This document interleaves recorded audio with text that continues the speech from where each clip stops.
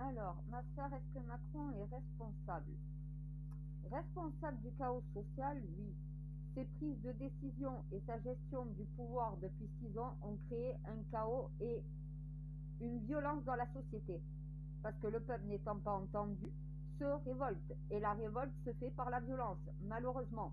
Parce que n'étant pas entendu, c'est le seul moyen qu'ils ont trouvé de se faire voir, de se faire entendre. Pour d'autres, c'est faire du bruit. Voilà, les casseroles. C'est le mode d'un fonctionnement d'un peuple non entendu qui cherche à s'exprimer, à se faire entendre et se faire respecter. Voilà, malheureusement, il y en a certains qui se disent en utilisant la violence, ça va leur faire peur et ils vont reculer. Manque de peau, c'est pas la solution. La solution, c'est que l'Assemblée fasse son travail. Les Français ne veulent pas de cette réforme, trouvez le moyen de faire abolir cette réforme. Et le chaos s'arrêtera de lui-même, puisque les Français auront obtenu leur demande. Ils se sentiront représentés par leurs députés. Voilà. C'est même pas que je prenne le pouvoir. Si je vous guide et que vous laissez guider et que vous faites ce qu'il faut pour nos sociétés, j'ai même pas besoin de réclamer le trône ni d'apparaître. Je reste à distance, je vous guide. Ça me convient très bien, honnêtement.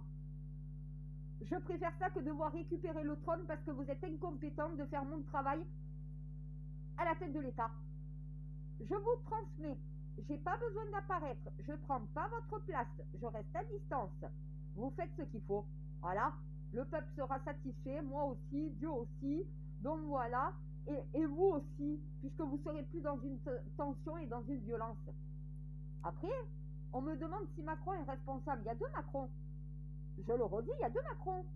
Le Macron président qui prend des décisions qui créent un chaos social dans la société, et Macron le citoyen, Macron l'oncle de son neveu, qui tout simplement, lui, n'est pas responsable. C'est pas le président dans sa vie privée qui prend des décisions pour le pays, c'est le président dans sa fonction présidentielle qui prend des décisions. Les décisions prises dans sa fonction présidentielle sont mauvaises. Elles créent un chaos social. Elles créent une violence dans la société. Certes, lui, il y a un lien entre l'agression de son neveu et entre le chaos de la société par les décisions de Macron.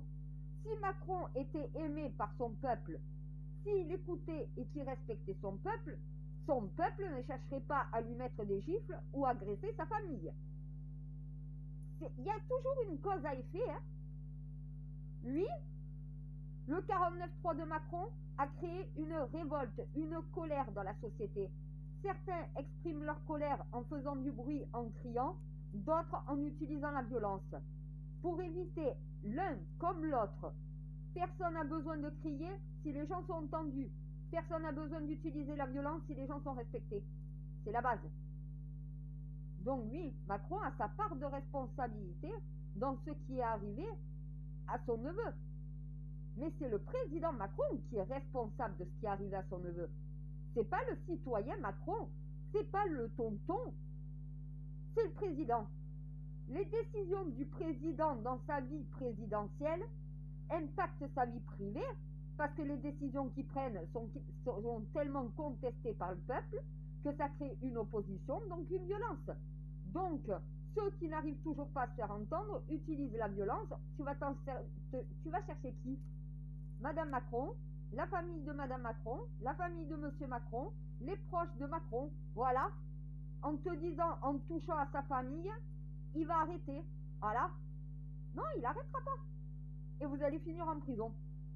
L'Assemblée doit voter à la majorité la mention de Lyotte pour pouvoir abolir cette réforme. Par la suite, l'Assemblée ensemble devra, chaque parti, dont vous avez les deux partis de droite, vous avez les partis de droite, les partis de gauche, les partis de centre. Ces partis-là vont devoir s'unir et proposer un projet de droite, un projet de gauche, un projet de centre. Les trois projets vont être réunis en un seul. La réforme des retraites est faite. Envoyez, c'est pesé. Hein. Je vous dis, hein, quand tu sais faire et quand tu veux faire, tu fais bien, tu obtiens un bon résultat. Hein. C'est marrant, la droite, la gauche et le centre, vos électeurs, les partis politiques, me donnent raison en disant si je travaille un an de plus,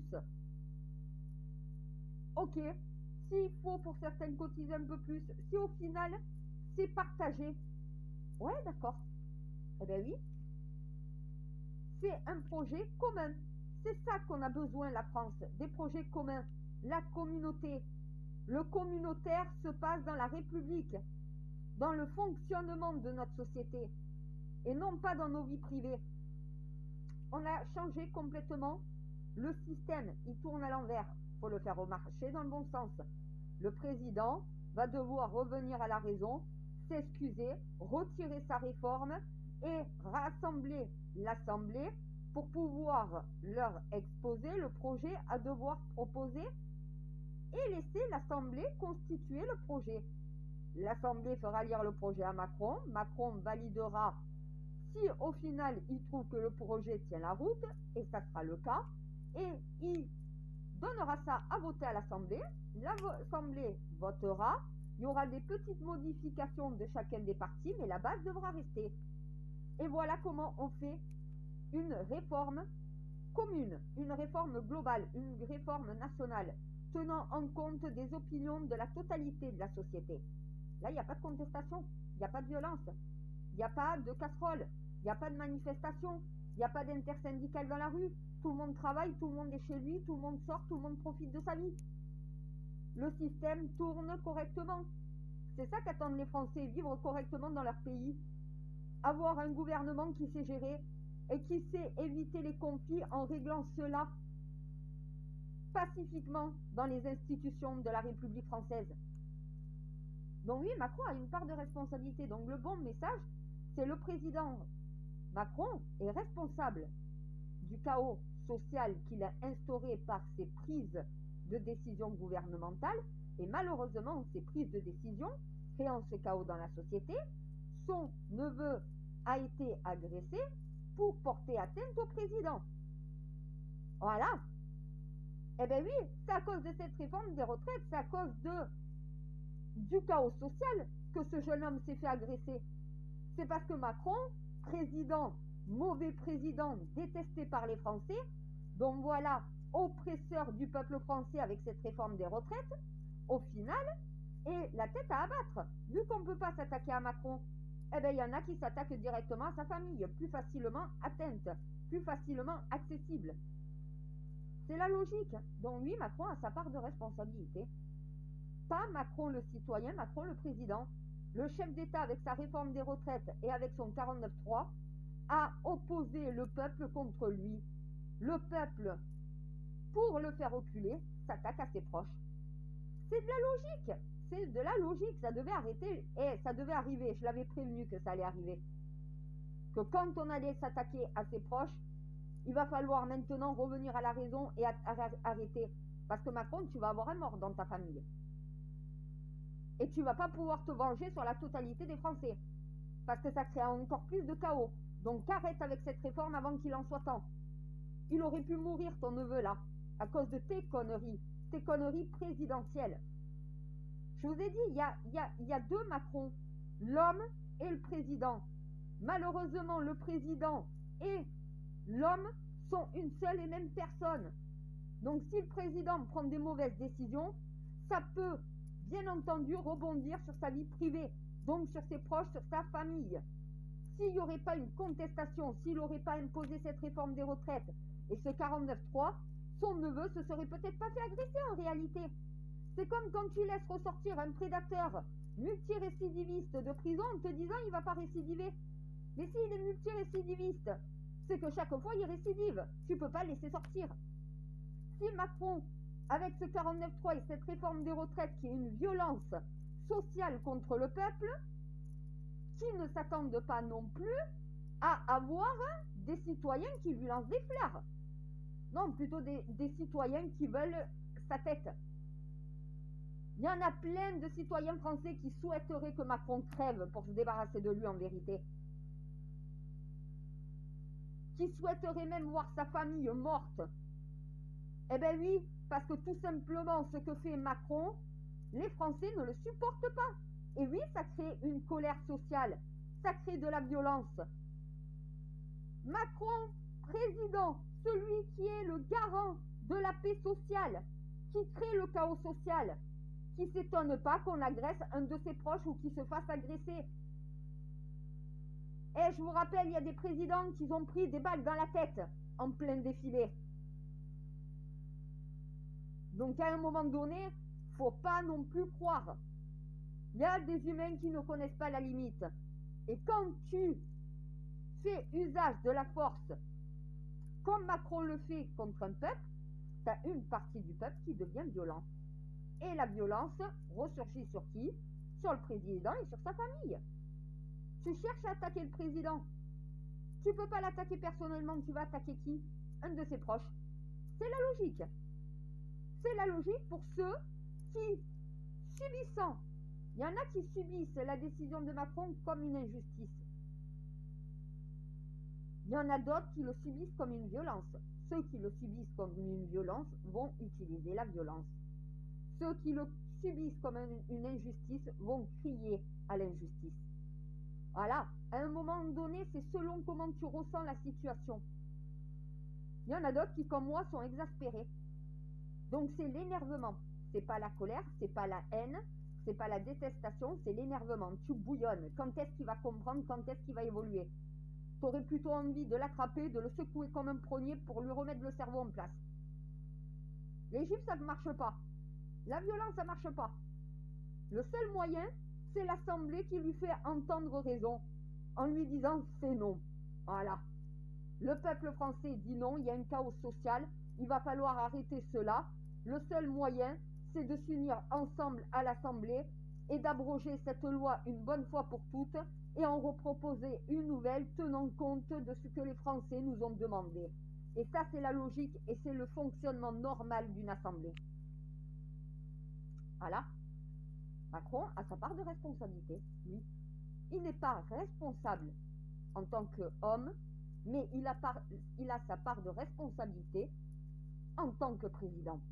Ben oui, quand tu crées le chaos social, quand tu imposes une réforme contestée à la majorité par le peuple français, ne t'étonne pas à ce qui est de la violence. Tu l'as toi-même créé en imposant ce 49.3 à l'encontre et contre la volonté des Français. C'est normal que certains Français utilisent la violence en retour. Voilà. Est-ce que normal veut dire légitime? Non. Non, j'ai jamais dit légitime. J'ai dit c'est normal. Toute action a réaction. Qui sème le vent récolte la tempête. Macron a semé un mauvais grain. Il est en train d'obtenir une mauvaise graine. Voilà. Au sens propre comme au sens figuré du terme, comprenez ce que ça veut dire, à bon entendeur. Voilà. Oui, il a sa part de responsabilité, NUPES. C'est pas Macron est responsable. Macron, président, a sa part de responsabilité dans le chaos et dans la violence sociale, mais Macron, l'homme, n'est pas responsable de cela.